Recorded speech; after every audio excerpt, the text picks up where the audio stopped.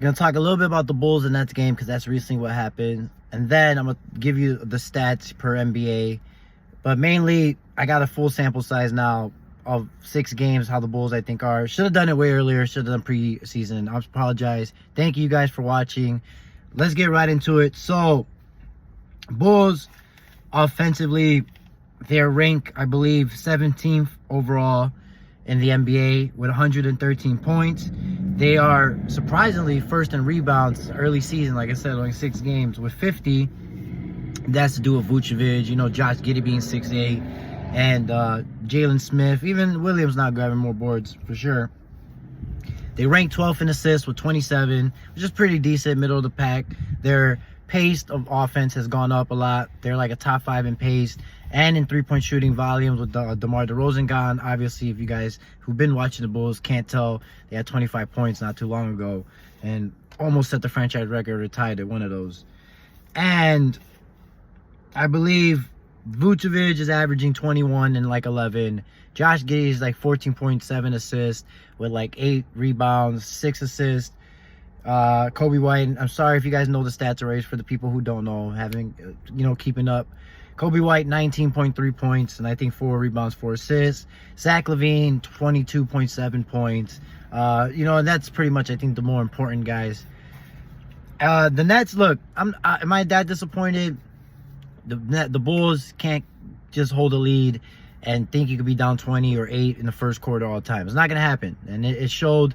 They came back just like the last 20-point lead, and they came up short because the Nets, believe it or not, they matched up perfectly well with the Bulls. You know, Claxton, Noah Clowney. Those are 6'9" guys that are, well, especially Clowney. Hope I said his name right. That can shoot the 3, space out, and grab boards. And let's be honest, with Claxton more athletic than Vooch. But Vooch did show his big man, and he's having a great season, by the way. Vooch, like, back to his all-star, because the pace is more faster and it fits him. And they feed him in the post more. Sorry to sidetrack. But yeah, and then Ben Simmons too. Like, yeah, 22 minutes, 21 minutes, can't shoot. I'm scared to take a layup. It's still a single-digit triple-double guy, or close to an actual triple-double. He had, 8, 9, or 10, 8, and 9 last game. Giddey, 11, 6, and 8, just like almost Ben Simmons, a 6'8" guard who can ball handle, gets everyone involved, but takes good shots, needs to work on his threes. He's shooting 47%, but I think that's an outlier because it's not how many threes. But other than that, the Nets, they kind of defensively matched up perfectly with the Bulls. Plus, the Bulls were struggling in the first quarter, so that's why they really lost. You know, and maybe the Bulls are not a good team, but this brings you to the point of this video and the stats. Like, I didn't expect the Bulls to be 3-3. I was maybe expecting 2-4 or like not 4-1, but I'm happy they're 3-3 because it shows that when Lonzo Ball was hurt, we got Josh Giddey, who's almost like Lonzo Ball, a couple inches taller. That it fits perfect with the game of Zach LaVine and now the game of Coby White, because Coby White's playing the 2 guard. But I prefer Coby White to be the fourth quarter shot taker, the ball handler, making the main decision, the star, pretty much, at the end of the day. And which he's kind of doing, averaging 19 points. Zach is still Zach.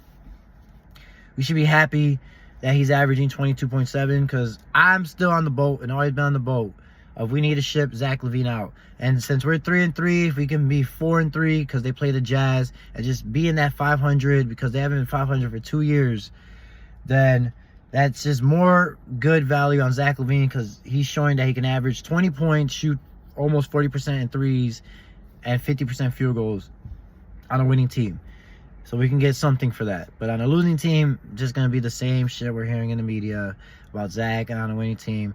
And there was that one game, I forgot, but it was the first or second game, when he pulled up and tried to hero ball and shot that air ball. If you Bulls fans really know that, really watch it, from like half court and air ball and silenced the whole crowd.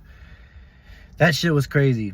But yeah, so that's got to happen. Patrick Williams, is averaging single points, but his defenses look great. I like Jalen Smith. I'm surprised. I was actually a little surprised of how good of a three-point shooter he is. Montez Buzzez, who knows? We haven't seen him. Are we going to see him? But 3-3 is cool. I'll take it. Whatever. The future, man, Vooch too. Might be the high. Like, are we tanking for Cooper Flag or not? Are we tanking for a top 5 that protected Portland pick or not? That's what the front office needs to ask themselves at the end of the day. Or are we trying to be a 37-40 team? Because that's what I guess we're gonna be again. Or eventually we're probably gonna suck and be the 20 team that I guess people are projecting. 3-3, what I'm seeing, I'm projecting them to probably be a 37-40 team. Maybe 45, who knows? Because like I said, that Josh Giddey, Lonzo Ball shit is working. But fourth quarter, I just don't know about Josh Giddey playing the power forward, you know, in the later stretches of the season. And plus all the health with the rotation. I like Julian Phillips, these little 10 minutes, 15 minutes he's been playing. And he's almost like a baby Derrick Jones Jr. in a way. So we're going to have to see. But I like, you know, like I'll give credit to Billy Donovan. I like this pace. It's actually enjoyable to watch. Although I did miss DeMar DeRozan in the fourth quarter, crunch time. You know, these crazy mid-range, he'll shoot over people. That shit's fun to watch, you know. But this is more efficient basketball. Not those first quarter down 20 or down 15 or the half in general. But the second half, the hitting the threes, taking a lot of threes, picking up the pace while the Sumo. But shout out to him because he's super solid. Because that's how you know your team's kind of deep if Ayo Dosunmu is coming off the bench, you know. But other than that, I wonder what you guys think as Bull fans. Are you surprised that they're 3-3? Are you thinking they should be 1-5? Or did some people think, yeah, they should have been 6-2? I'm trying to think if I missed anything. Like I said, shout out to Lonzo for being back. That's cool. What's the front office going to do? Like I said, okay, if we're going to be 40, keep Zach, keep Vooch, because Vooch looks like the Magic's here. Maybe be an all-star. Patrick, I guess he is what he is. He's been who he is. So maybe let's see what Montes can have at some point.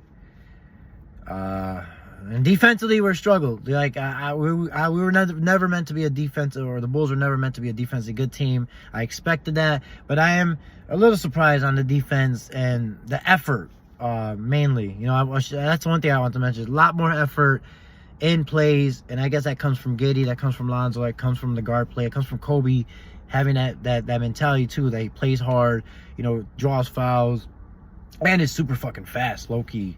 Well, not really low key. But other than that, I'll talk to you guys later. Peace.